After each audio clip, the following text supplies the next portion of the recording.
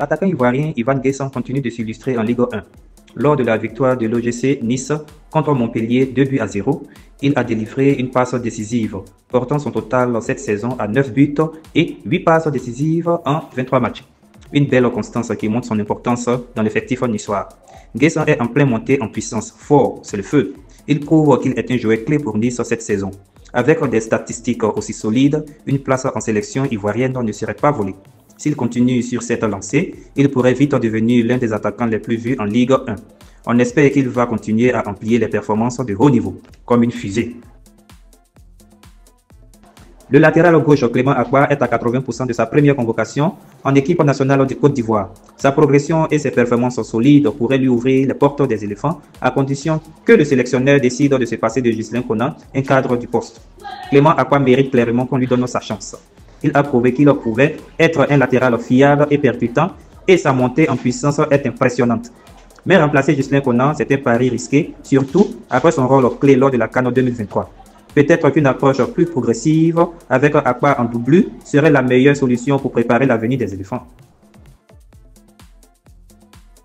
Après quelques saisons en dents de scie, Simon Dely retrouve son meilleur niveau avec l'Asteras Tripoli, club actuellement 6e du championnat grec.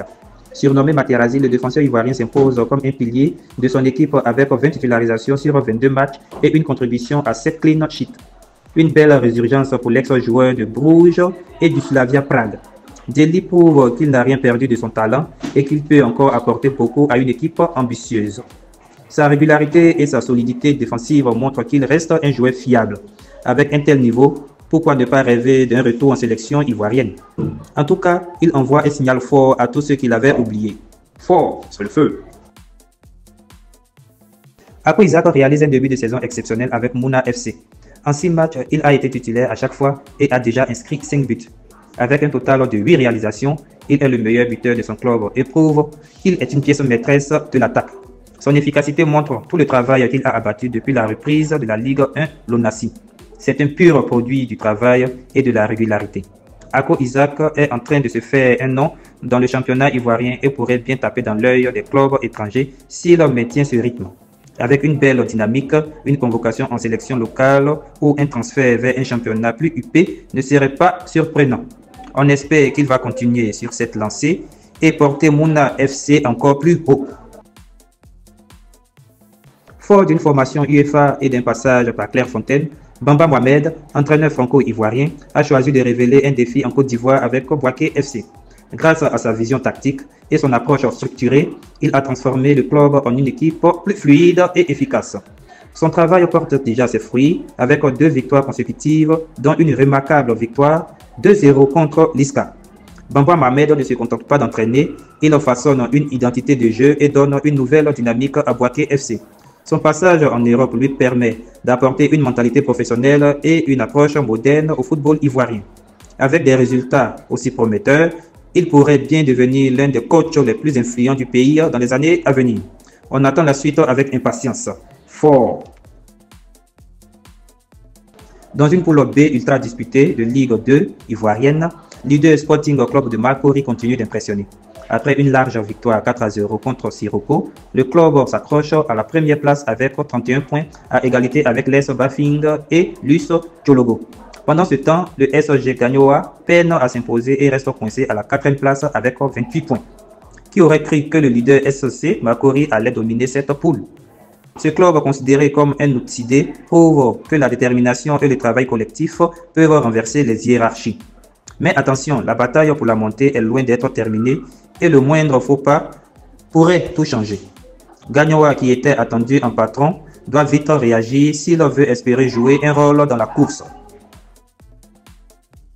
Bon, on va se lancer dans un truc assez fascinant aujourd'hui, un peu partout sur les réseaux sociaux, ça a chauffé ce week-end, avec pas mal de posts sur les joueurs ivoiriens. Hein. Ah oui, oui, carrément. On a vu des buts, des passes décisives. Partout. Ouais, vraiment partout. C'est presque comme si on avait une carte du monde qui s'allumait à chaque exploit d'un Ivoirien. On va décortiquer tout ça ensemble. Ça promet. On commence notre tour du monde en France, la Ligue 1 d'abord. Auxerre qui s'impose contre Marseille. Ah ouais? avec Junior Traoré et Clément Akpak qui ont été, comment dire, décisifs. Leurs passes ont vraiment fait la différence. Exactement, on voit qu'ils se sont bien intégrés dans le système 12R. C'est clair. L'équipe joue vite, elle joue technique et ça leur correspond parfaitement. Et puis Junior Traoré, franchement, quand il accélère, il fait mal aux défenses. Ah, c'est un vrai poison pour les défenses. Et du côté de Nice aussi, un ivoirien, c'est illustré, hein, Evan Guessant. Ah oui? Passe décisive, victoire contre Montpellier, mais la Ligue 1 ce n'est pas tout, Ligue 2 aussi.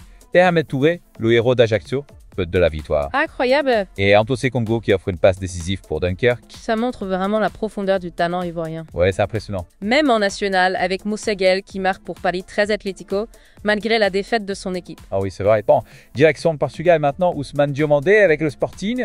Un match un peu fou pour lui. Un but, mais un carton rouge ensuite. Dommage, ce carton rouge. Un peu d'excellent engagement peut-être, mais bon, il a envie de se battre de tout donner. On retrouve cette mentalité chez beaucoup de joueurs ivoiriens. Exactement. Et puis le talent s'exporte vraiment partout en Europe. Hein. Et puis le talent s'exporte vraiment partout en Europe. Hein. Belgique, parfait Yagoun, passe décisive pour Charleroi. Danemark, Mao Dorgeles, décisif pour Nordjylland. Impressionnant, hein? Ah ouais. Roumanie, Christ Quadio, victoire du FC Metaloglobus. Incroyable, leur capacité à s'adapter. Des championnats différents, des styles de jeu différents, mais ils apportent tous cette touche, cette créativité. Exactement. Et puis, on a l'Ibrahim Diabaté, buteur en Coupe de Suède, Malik Junior Yalkouye, but de la victoire pour Sturm Graz en Autriche. Sans oublier Wilfried Zaha, encore un but décisif pour Ried en Autriche aussi. Ouais, on traverse l'Atlantique maintenant. La MLS, Emangelat, doublé victoire d'Atlanta United. Quelle puissance il est. Impressionnant. Il a fait très mal à la défense adverse. Et en MLS, toujours, Jonathan Momba, 2 passes décisives pour Chicago Fire. Un vrai maître à jouer. Georgi Minungu, passe décisive pour Seattle Sounders. Il crée toujours le danger sur son côté. Et Ulrich Mekele, passe décisive, victoire d'Albatei aux Émirats Arabes Unis. Incroyable l'impact des Ivoiriens. Abdoulaye Traoré aussi, passe décisive pour Nas malgré la défaite. Ah oui, c'est vrai. Et pour finir, Jean-Evrat Kouassi, passe décisive pour El Neuf malgré la défaite. Ah oui, c'est vrai. Et pour finir, Jean-Evrat Kouassi, passe décisive pour Zhejiang Professional en Chine. Quel week-end. Ah oui, incroyable. Bat, passe décisive, victoire. Le football ivoirien qui brille de partout. Mais du coup, ça pose une question intéressante pour la sélection nationale, non? Ah oui, carrément. Avec autant de talents qui s'expriment à l'étranger, le sélectionneur a l'embarras du choix. C'est clair. Comment vas-tu faire pour composer son équipe et créer une véritable force collective? Ça va être passionnant à suivre.